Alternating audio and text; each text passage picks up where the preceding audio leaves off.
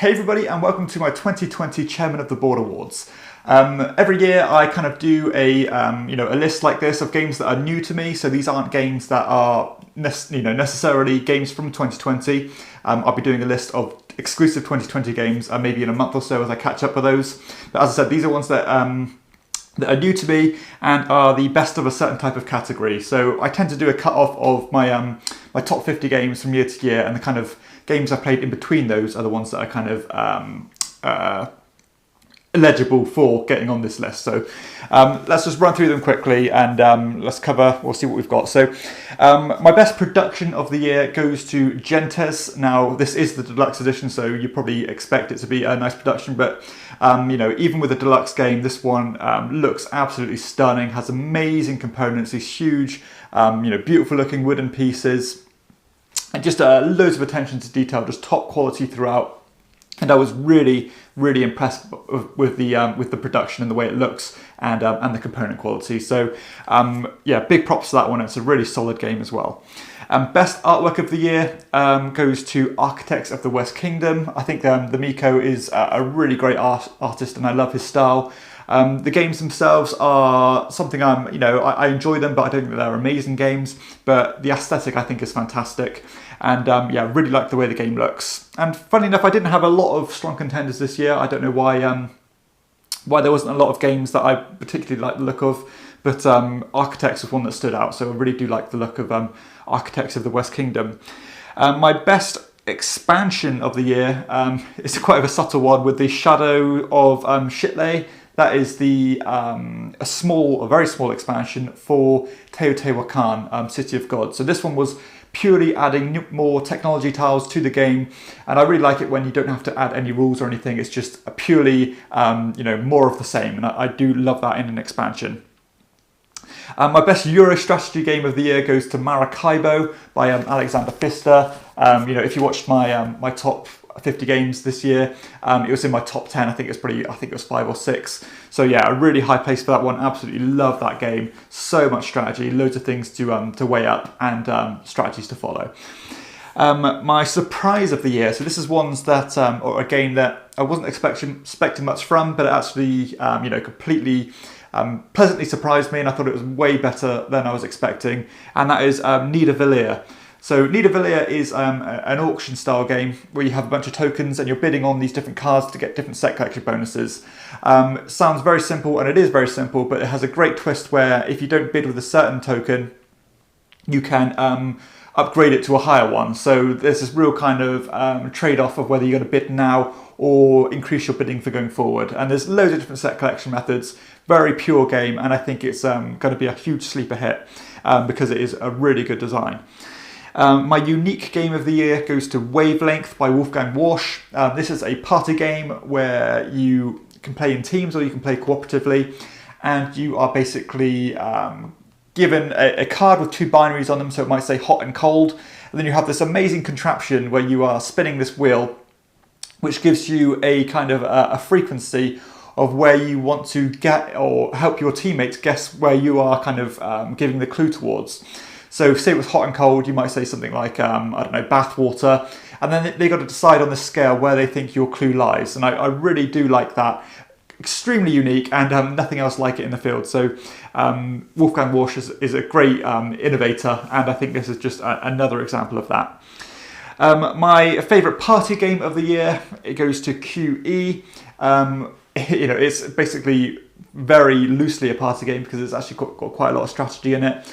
But it's a bidding game as you are bidding for these different industries, but you can bid whatever you want, and at the end of the game, whoever's bid the most is automatically eliminated. So you've got to weigh up what your opponents are bidding in order to know how much you can play with. So, but a fantastic game, and very loosely a party game, as I said, but it does fit that category because it does play a lot of players, and it's relatively simple to teach.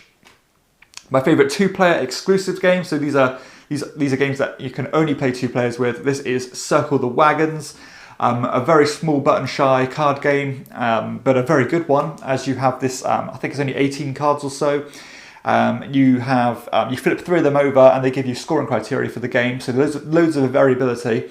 And then you have this wheel of cards, all divided into different quadrants, and you are basically drafting one of those cards and putting them in your tableau, trying to adhere to as many scoring conditions as you can.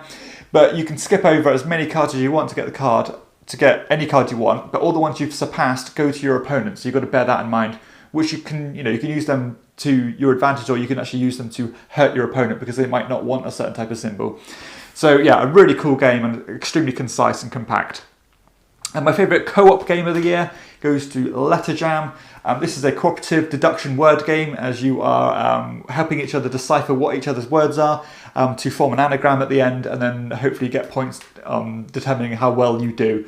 But really fun, kind of a modern twist on games like Scrabble. So you can build words, you can and just use deduction to decipher whose letters who. And I really do like that. And a nice game to get to the table, but it still has enough meat to it to keep it interesting. So let's go through the different kind of weight categories. So my favourite light game of the year goes to QE again. So again, very simple to teach, but loads of fun, and just one of those games you can keep playing again and again because it just has that real fun factor. My favourite medium light game of the year, so strategy's starting to seep in here with Citrus. Citrus was actually another game that could have possibly contended for surprise of the year. But this one is a tile placement game, as you are taking tiles based on these rows and columns on this grid, and things get cheaper or as tiles are taken. And you're placing them on this board, trying to control these different thinkers, and you've got to really weigh up about how you are going to start new different trails of orchards, because you only have a limited amount of workers, and you've got to have a steady flow of income by taking them on and off the board. But a fantastic game, and one that I think is extremely underrated. That is Citrus. My favourite medium weight game of the year goes to Navigator. This is one of Matt Gert's famous rondel games, as you're travelling around the world, buying and selling things, starting colonies, and just exploring new land. But a great game, and if you like games like Concordia, you'll most likely enjoy Navigator. Just a brilliant game, and I think it might have even snuck into my top 10 this year.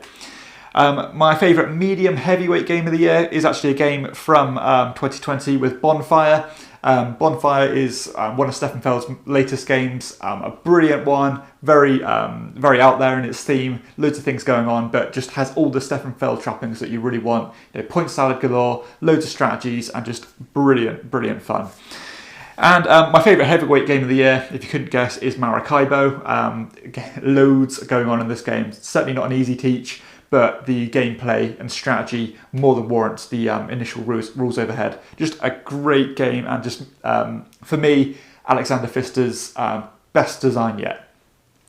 So let's go into game lengths now. So we've got short games, medium length games, and long games. So short games are obviously ones that I've classified them as being less than half an hour. So my favourite short game of the year was Half Truth, which is another 2020 party game. It's purely it's a trivia style game, but you have you're given a card with 3 correct answers on and 3 incorrect answers on, and you're basically betting on how many you can get right. Really fun, really accessible. The only problem with it for me, being a Brit, is that it's quite Americanized, but still the game is really good fun. Second place goes to number 9, that really cool abstract tile placement game. Love that one. And third place goes to Age of War.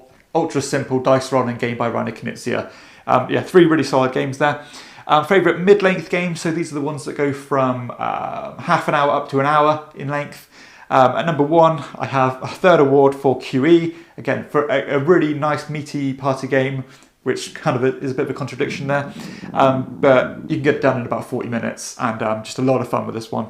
Number 2, Isle of Skye, so another Alexander Pfister game. This is a tile placement one where you are choosing the price of your tiles and trying to score points based on public objectives. Really nice game, and I played this one quite a lot this year. And third place again, a second award for Citrus. So for a relatively involved game, Citrus, you can actually play it in under an hour. So just another great merit there for Citrus. Long games of the year, so these are obviously anything above an hour in length. So your kind of standard Euro games, I suppose. Number 1, another award for Maracaibo. I've already spoke about that one. Number 2, Navigator, so a second award for Navigator.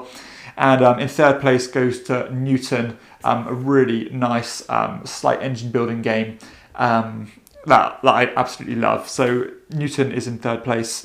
So that's all my awards this year. I think it's always interesting to see what's going to be on these lists. And as I said, these are games that are new to me. They aren't games from 2020. So maybe in a month or so, I'll do a game exclusively of 2020 releases. So I hope you enjoyed the video. If you have, please hit like and subscribe to my channel and check out my other videos too. For everyone else, I'll see you next time on Chairman of the Board. Bye.